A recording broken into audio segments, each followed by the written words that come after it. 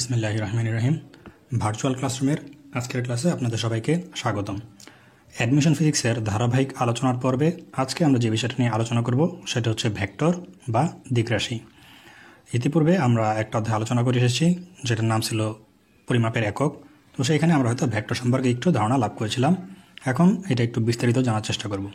এই অধ্যায়টা ডুয়েট অ্যাডমিশনের জন্য খুব গুরুত্বপূর্ণ একটা অধ্যায়, সুতরাং এটাকে আমরা একটু গুরুত্ব দিয়ে বোঝার চেষ্টা করব। তো আজকের আলোচনাসূচির মধ্যে আমরা যে জিনিসগুলো আসলে ক্যাপচার করার চেষ্টা করব, ভেক্টরটা আসলে কি, ভেক্টরের বিভিন্ন প্রকার সংখ্যা অর্থাৎ বিভিন্ন রকমের ভেক্টর পরিচিতি, ভেক্টরকে কিভাবে প্রকাশ করা হয়, বিন্দু থেকে কিভাবে ভেক্টরের মান নির্ণয় করা যায় এবং কোনো একটা ভেক্টর দেওয়া থাকলে তার মান কিভাবে নির্ণয় করা যায়, এই জিনিসগুলোই আমাদের আজকের আলোচনাসূচি। তো টোটাল ভিডিওটা কভার করার চেষ্টা করো যাতে এই জিনিসগুলো সম্পর্কে তোমাদের ধারণা ক্লিয়ার হয়ে যায়। তো আলোচনার প্রথমেই আমরা যে জিনিসটা সম্পর্কে জানবো সেটা হচ্ছে আসলে ভেক্টর জিনিসটা কি। তো অ্যাজ আই সেড, যে তোমরা আগে থেকেই জানো ভেক্টর হলো এক ধরনের রাশি যেটাকে প্রকাশ করার জন্য মান এবং দিক উভয়েরই দরকার হয়। অর্থাৎ যে সকল রাশিকে প্রকাশ করার জন্য মান এবং দিক উভয়েরই দরকার হয় তাদেরকে বলা হয় ভেক্টর রাশি। যেমন উদাহরণ হিসেবে আমি যদি বলি তাহলে বলতে পারবো বল, এর কোনো এটা নির্দিষ্ট একটা দিকে কাজ করবে, ত্বরণ এটাও একটা নির্দিষ্ট দিকে কাজ করবে। তাহলে এদের জাস্ট মান দ্বারা এক্সপ্রেস করলেই হয় না, এদেরকে আমাদের দিকটাও বলে দিতে হয়। তো এইগুলো আমাদের হলো ভেক্টর কোয়ান্টিটি বা ভেক্টর রাশি। তো এখন এই যে ভেক্টর আমরা জিনিসটা শিখলাম, এই ভেক্টর কতিপয় সংজ্ঞা এখন আমরা একটু জানার চেষ্টা করি। ফার্স্টে যে জিনিসটা জানবো সেটা হচ্ছে শূন্য ভেক্টর বা নাল ভেক্টর। শূন্য ভেক্টর বা নাল ভেক্টর যাকে বলে, নাল ভেক্টর। তাহলে শূন্য বা নাল ভেক্টর বলতে আসলে কি বোঝায়? একদম ইজি জিনিস, যেই ভেক্টরের মান শূন্য তাকেই বলা হয় শূন্য ভেক্টর। অর্থাৎ আমরা সাধারণত আগে একটু দেখি যে আমরা সাধারণত ভেক্টরগুলোকে বড় হাতের অক্ষরে যদি প্রকাশ করি তাহলে এর উপর একটা বার দেই, অথবা বড় হাতের অক্ষর দ্বারা প্রকাশ করলে উপরে একটা আমরা অ্যারো সাইন দিই। আর বইয়ের মধ্যে বা বিভিন্ন পুস্তকে এটাকে ব্লক আকারে প্রকাশ করার চেষ্টা করে। তো আমরা খাতাতে ব্লক আকারে প্রকাশ করতে গেলে একটু কাটাকাটির মতো হয়ে যাবে, সুতরাং আমরা এই দুইটার মধ্যে যে কোনো একটা ব্যবহার করার চেষ্টা করব। আর সাধারণত যদি স্মল ব্লকে লেখা হয় ছোটো হাতের লেটার, তখন তার নিচে একটা বার দাগ দেওয়া হয়, বার বা একটা দাগ দেওয়া হয়। তাহলে এখন আমরা বলতেছিলাম শূন্য ভেক্টর। তাহলে সাপোজ আমরা একটা ভেক্টর ধরলাম এ, যদি এর মান শূন্য হয় তাহলে আমরা এই যে এ ভেক্টর, একে বলতে পারবো শূন্য ভেক্টর বা নাল ভেক্টর। এর পরপরই আমরা যে ভেক্টরটা সম্পর্কে ধারণা নেব সেটা হচ্ছে সমান ভেক্টর। সমান ভেক্টর বা ইকুয়াল ভেক্টর। তাহলে সমান ভেক্টর বলতে আসলে কি বোঝাচ্ছে? তাহলে সমান ভেক্টর নিয়ে যখন আমরা আলোচনা করব তখন আমি ধরে নিলাম যে এটা হলো একটা ভেক্টর।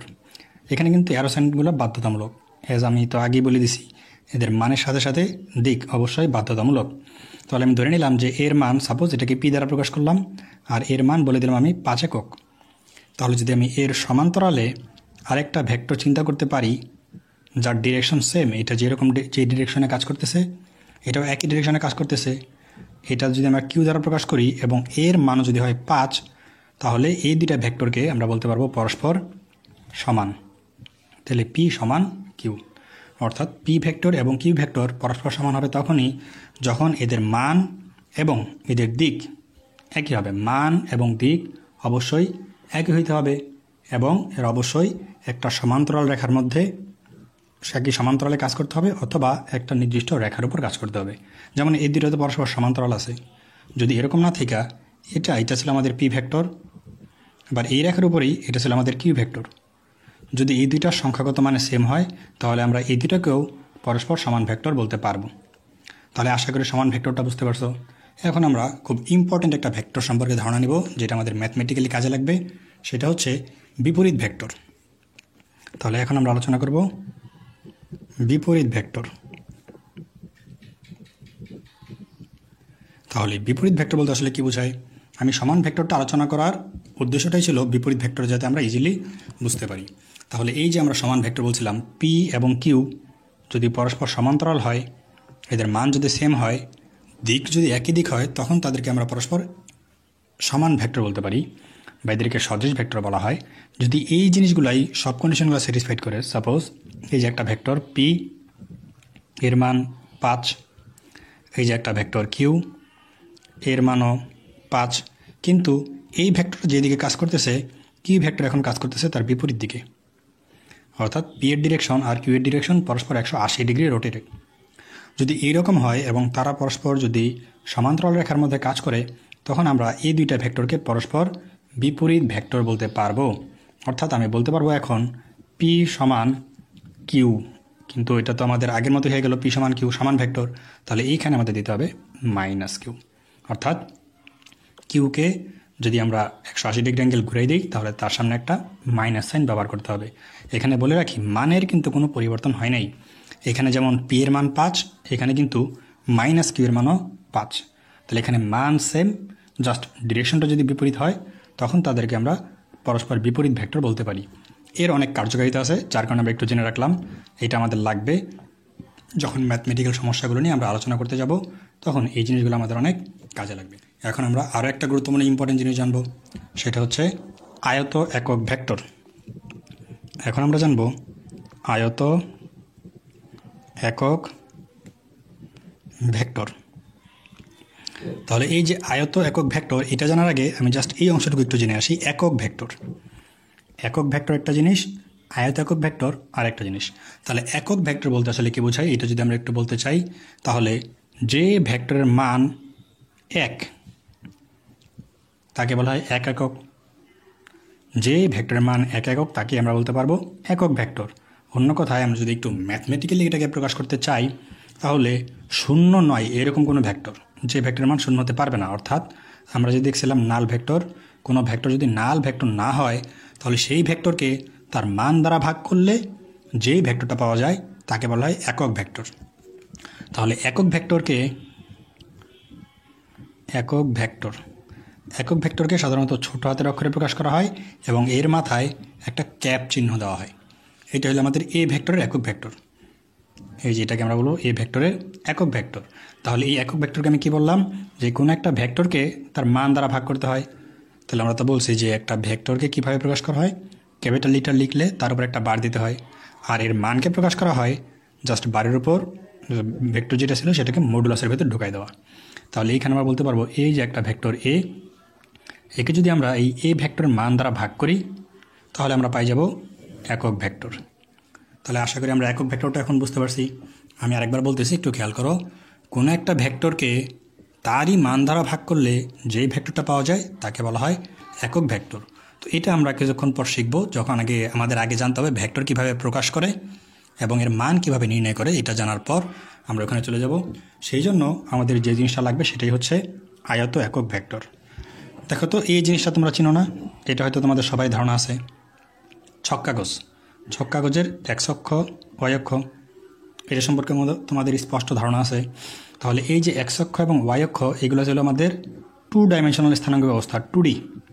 এই যে আমরা 2D, 3D, 4D, 9D movie দেখি, সেই ডিতে চলে আসছি আমরা এখন। যখন দৈর্ঘ্য এবং প্রস্থ দেখা যায় তখন তার 2টা ডাইমেনশন আছে, এই জন্য একে বলা হয় 2 ডাইমেনশনাল স্থানাঙ্ক ব্যবস্থা। কিন্তু আমরা এখন যে জিনিসটা নিয়ে আলোচনা করব সেটা হচ্ছে ত্রিমাত্রিক স্থানাঙ্ক ব্যবস্থা। তাহলে তার অক্ষগুলোকে সাধারণত এইভাবে প্রকাশ করা হয়।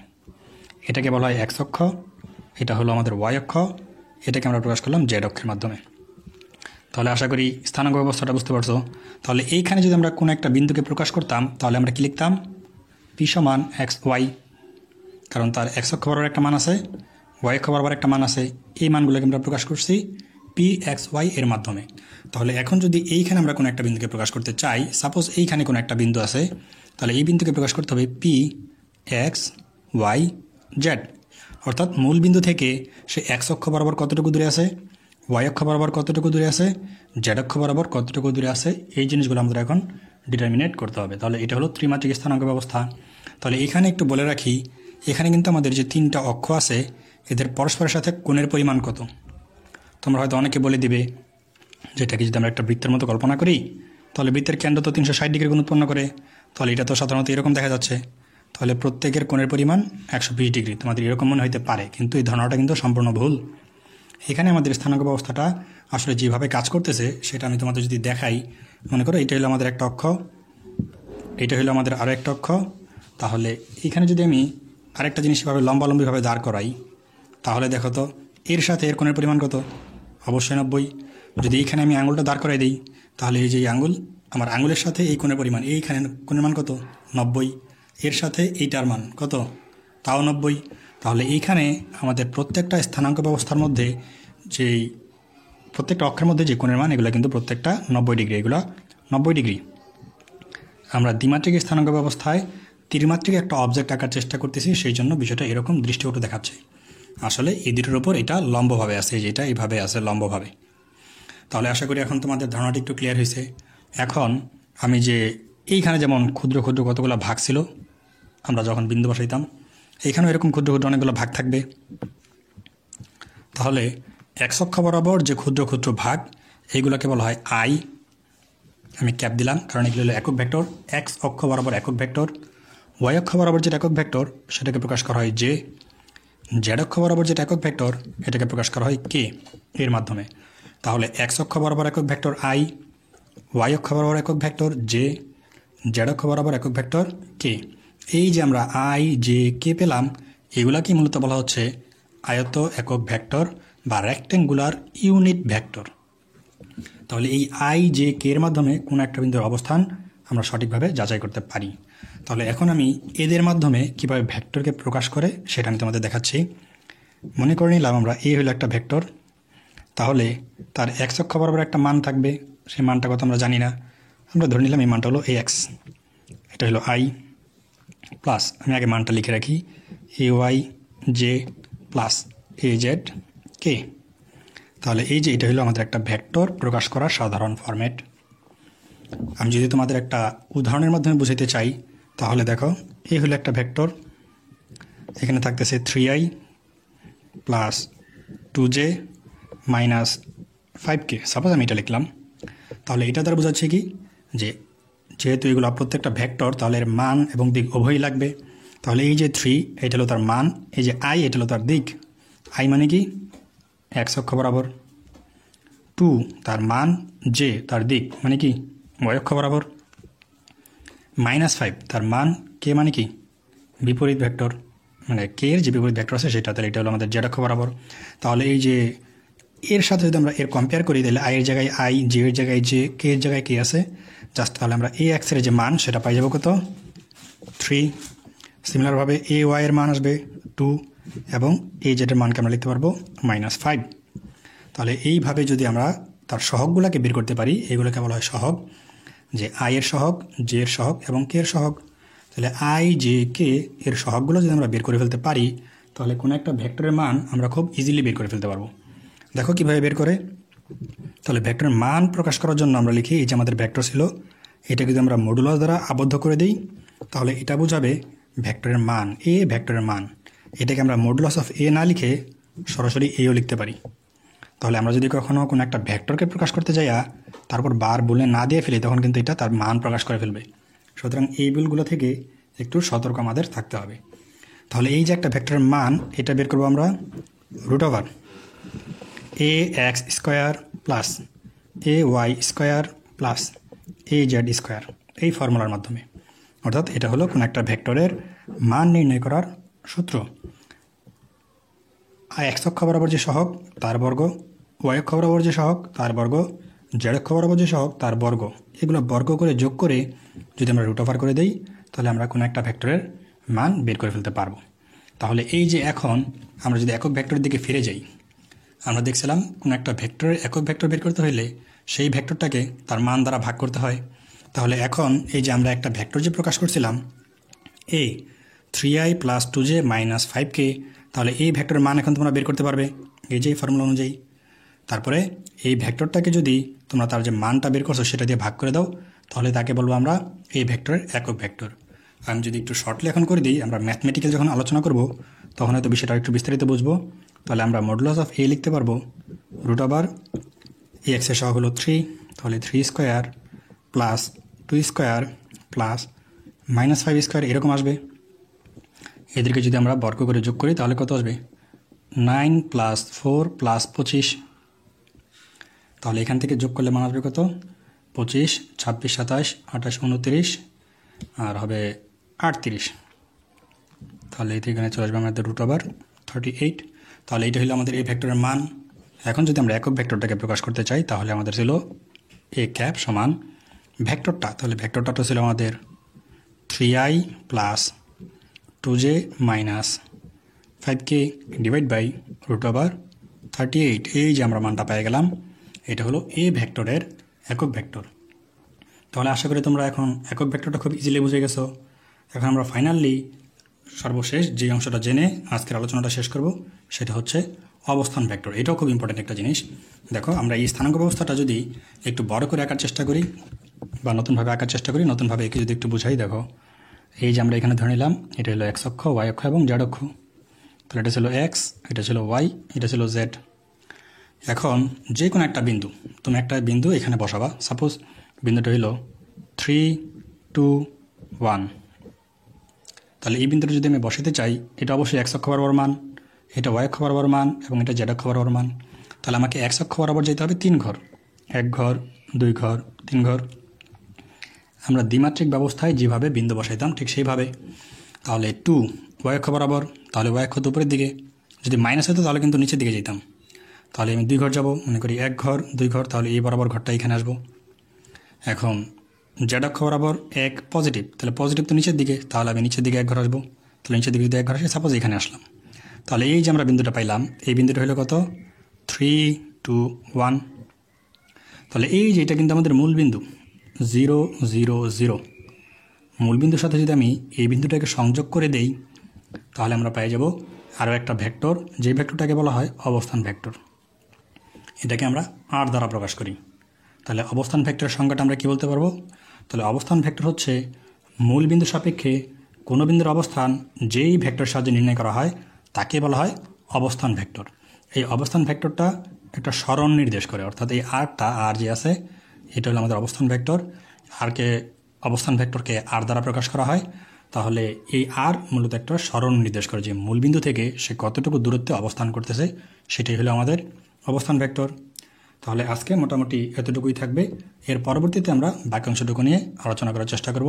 তো ধারাবাহিকভাবে অংশগ্রহণ করার জন্য নেক্সট লেকচারটা যাতে মিস না হয়, সেই জন্য পাশের বেল আইকনটাতে একটা ক্লিক করে রাখো, যাতে তোমরা পরবর্তী ভিডিও আপলোড দেওয়ার সাথে সাথে নোটিফিকেশনটা পেয়ে যাও।